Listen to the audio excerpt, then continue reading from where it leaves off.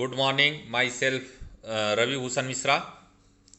Today I will discuss chapter number 11.1 and 12.12 the point in the space अंतरिक्ष में बिंदु के कुछ क्वेश्चन हैं उनको सॉल्व किया जाएगा। क्वेश्चन है कि बिंदु 1 to 1 से बिंदुओं 146 तथा 544 को मिलाने वाली रेखा पर लंब डाला गया है। लंब के पाद के निर्देशांक ज्ञात करो। माना कि लंब का पाद बी डी बी सी रेखा को लेमडा रेशियो 1 के अनुपात में विभाजित करता है, तब डी के निर्देशांक equal to 5 lambda plus 1 by lambda plus 1 और 4 lambda plus 4 divided by lambda plus 1, 4 lambda plus 6 divided by lambda plus 1। ये बाइसेक्शन फार्मूला से यूज कर लेंगे। और एडी का अनुपात x2 माइनस x1 के अकॉर्डिंग 5 लेमडा प्लस 1 अपान lambda plus 1 minus 1, 4 lambda plus 4 अपान lambda plus 1 minus 2, 4 lambda plus 6 अपान lambda plus 1 minus 1। ऐसे ही इसका दिक् अनुपात निकाल लेंगे कि 5 माइनस 1, 4 माइनस 4, 4 माइनस 6, तो 4 0 माइनस 2 हो जाएगा।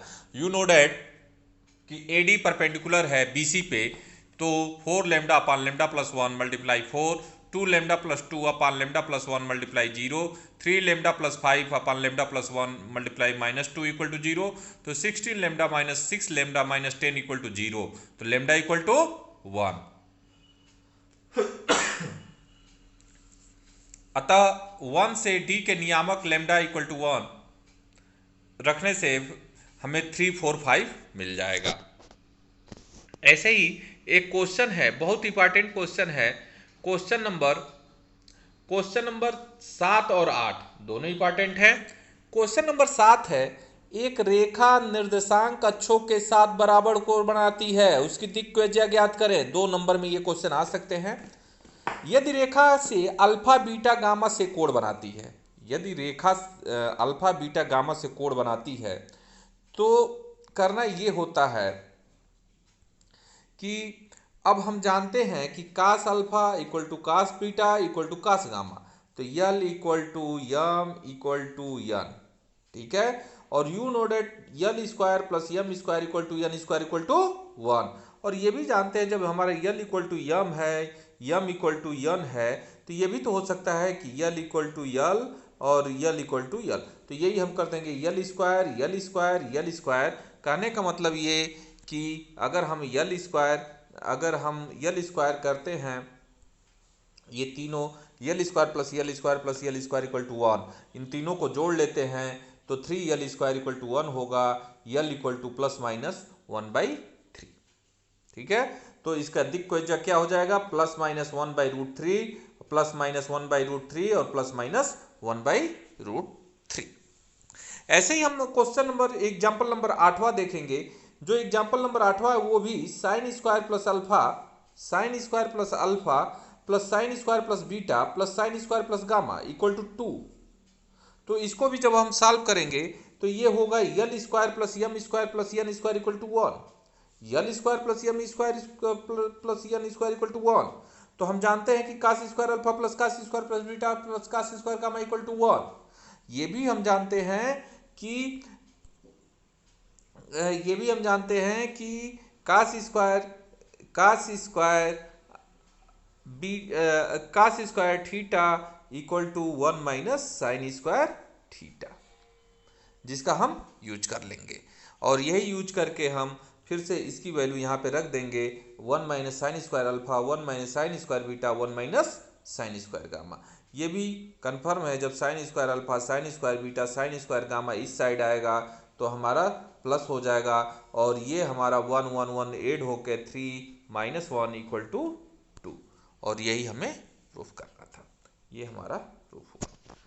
ये क्वेश्चन नंबर 7 और 8 बहुत इंपॉर्टेंट है, और 2 नंबर में क्वेश्चन ये ऐसे पूछे जा सकते हैं। अब हम देखेंगे, यदि दो बिंदुओं ए और बी के निर्देशांक 3 4 माइनस 6 और 2 माइनस 1 माइनस 4 हो, तो ओ ए ओ बी तथा ए बी के दिक् अनुपात और दिक्वज्या ज्ञात कीजिए, जहां ओ मूल बिंदु 0 0 है। जब भी हमारा मूल बिंदु होगा वो हमारा क्या हो जाएगा, 0 0 हो जाएगा। सूत्र से दिक् अनुपात ए इक्वल टू, हम जब द्विक अनुपात निकालते हैं तो a equal to x2 minus x1, b equal to y2 minus y1, c equal to z2 minus z1। और दिक्विज्या a upon root a square plus b square plus c square, b upon root a square plus b square plus c square तथा c upon root a square plus b square plus c square. रेखा O A के दिक् अनुपात 3 minus 0, 4 minus 0, minus 6 minus 0, 3 4 minus 6 है। O A की दिक्विज्या 3 upon root 3 square plus 4 square plus minus 6 का whole square, 3 square plus 4 square plus minus 6 का whole square, 3 square plus 4 square minus 6 का होल स्क्वायर, या 3 upon root 61, 4 upon root 61, minus 6 upon root 61। अब रेखा O B के दिक् अनुपात 2 minus 0, minus 1 minus 0, minus 4 minus 0, 2 minus 1 minus 4। रेखा O B की दिक्विज्या 2 upon root 2 square plus minus 1 square minus 4 square, root 2 square plus minus 1 square minus 4 square, root 2 square minus 1 square plus minus 4 square, 2 upon root 21 minus 1 upon root 21 minus 4 upon root 21। तो दिक् अनुपात हमारा 2 minus 3 minus 1 minus 4 minus 4 plus 6 minus 1 minus 5 और 2 हो जाएगा। कहने का मतलब कि यदि दो बिंदुओं ए और बी के निर्देशांक क्रमशः 3 4 माइनस 6 है और 2 माइनस 1 माइनस 4 हो तो ओ ए ओ बी तथा ए बी के दिक् अनुपात और दिक्विज्या ज्ञात कीजिए जो ओ मूल बिंदु से होकर जाएगा। ऐसे ही ये क्वेश्चन नंबर 10 भी बहुत इंपॉर्टेंट है। कह रहा है कि उन रेखाओं के बीच का कोण ज्ञात कीजिए जिनके दिक् अनुपात 2 3 4 और 3 4 5 है। यदि दो रेखाओं का दिक् अनुपात a1 b1 c1 और a2 b2 c2 हो तथा उनके बीच का कोण थीटा हो तो cos theta equal to a1 a2 plus b1 b2 plus c1 c2 upon root में a1 square plus b1 square plus c1 square into a2 square plus b2 square plus c2 square. a1 equal to 2, b1 equal to 3, c1 equal to 4, a2 equal to 3, b2 equal to 4, c2 equal to 5। तो ऐसे ही cos theta equal to 2 multiply 3 plus 3 multiply 4 plus 4 multiply 5 upon root 2 का square plus 3 का square plus 4 का square root 3 का square plus 4 का square plus 5 का square और मल्टीप्लाई और ऐड करेंगे तो 38 रूट 29 रूट 50 38 अपन 5 रूट 58। तो theta equal to cos inverse 38 upon 5 root 58। ये हमारा क्वेश्चन नंबर 10 भी बहुत इंपॉर्टेंट है जिसको हम कर लेंगे। और उसके बाद क्वेश्चन नंबर 11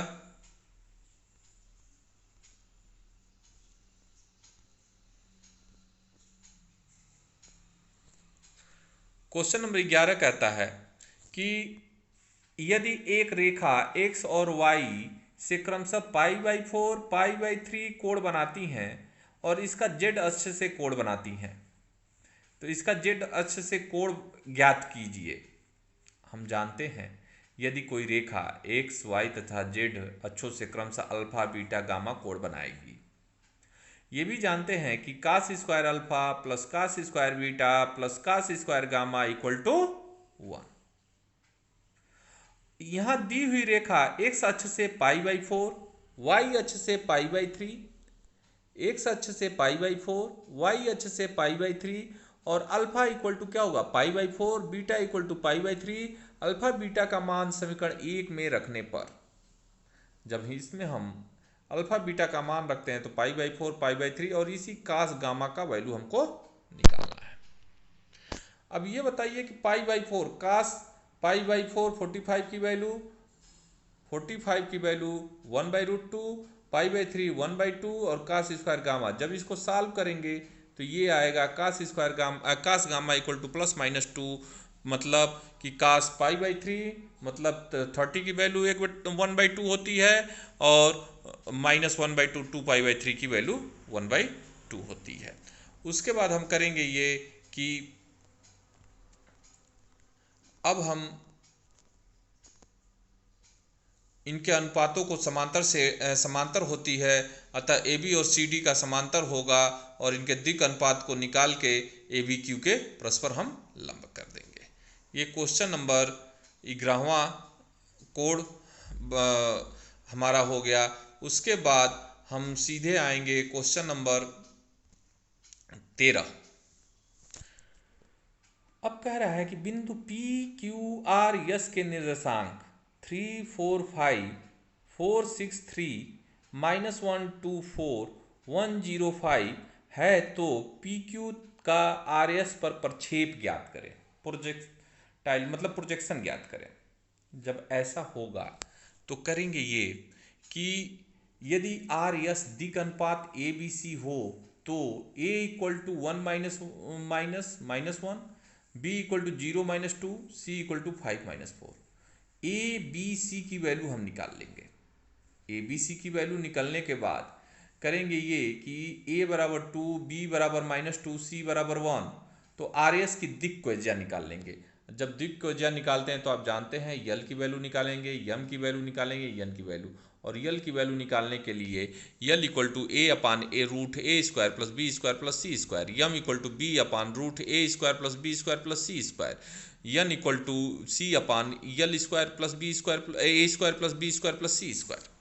इससे हमारा क्या होगा कि यल यम यन की वैल्यू निकल जाएगी, यल की वैल्यू निकल जाएगी, यम की वैल्यू निकल जाएगी, यन की वैल्यू निकल जाएगी।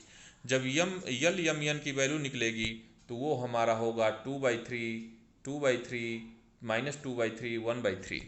अब हम क्या करेंगे, पी क्यू का आर एस पर प्रक्षेप निकालने के लिए x2 - x1 यल, y2 - y1 यम, z2 -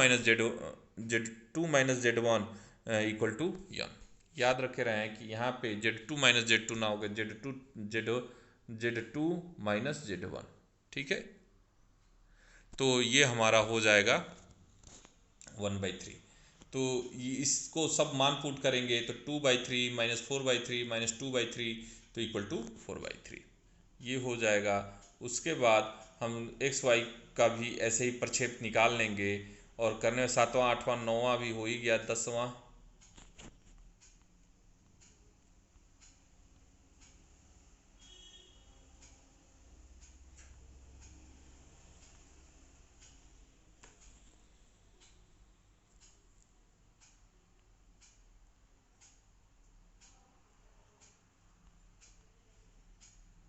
एक बार क्वेश्चन नंबर 12वां, इतने को दर्शाइए कि बिंदु 1, 2, 3 एवं -1, -2, -3 को मिलाने वाली रेखा 2, 3, 4 एवं 5, 9, 13 को मिलाने वाली रेखा के समांतर है तथा बिंदुओं को इतना इतना को मिलाने वाली रेखा के लंबवत है। तो हम मिलाने वाली रेखा ए बी तथा इतने को मिलाने वाली रेखा इस पे करेंगे और इसका दिक् अनुपात निकाल के फिर ए बी सी डी का परस्पर समांतर करके इसको लंब दिखा देंगे। क्वेश्चन नंबर 13वां भी हो जाएगा। क्वेश्चन नंबर 14वां और सबसे इंपॉर्टेंट हमारा क्वेश्चन नंबर 8वां है। 8वां कह रहा है साइन स्क्वायर प्लस, ये क्वेश्चन नंबर 8वां